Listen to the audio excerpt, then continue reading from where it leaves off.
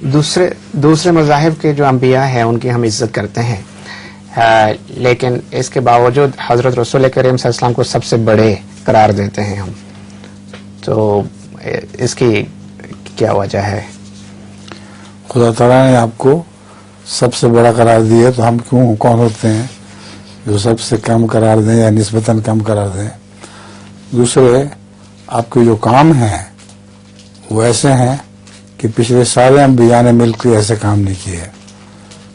انفان نے جو اپنے موضوع دکھائے ہیں، کایا پلٹ دی ہے عرب کی، یہ کوئی معمولی بات نہیں تھی۔ پہلے رسولوں نے تو بہت محنتیں کی مگر ان کی قوم ان کو چھوڑ گئی۔ حضرت موسیٰ کی قوم کا تو یہ حال تھا کہ انہوں نے کہا کہ جاؤ تم اور تمہارا خدا لڑتے پھرو، ہم یہاں بیٹھ رہیں گے۔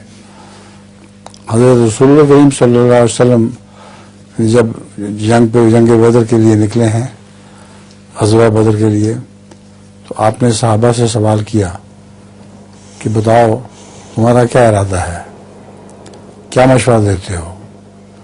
ان میں سے ایک نے یہی جواب دیا تھا کہ یا رسول اللہ، ہم موسیٰ کی قوم نہیں ہیں جنہوں نے کہا تھا کہ جاؤ تم اور تمہارا خدا لڑتے پھرو۔ ہم تو آپ کے آگے بھی لڑیں گے، آپ کے پیچھے بھی لڑیں گے، آپ کے دائیں بھی لڑیں گے، آپ کے بائیں بھی لڑیں گے، اور دشمن آپ تک پہنچ نہیں سکتا جب تک ہماری لاشوں پر سے نہ گزر کے آئے۔ اور اگر کہیں گے تو ہم سمندر میں بھی گھوڑے دوڑا دیں گے۔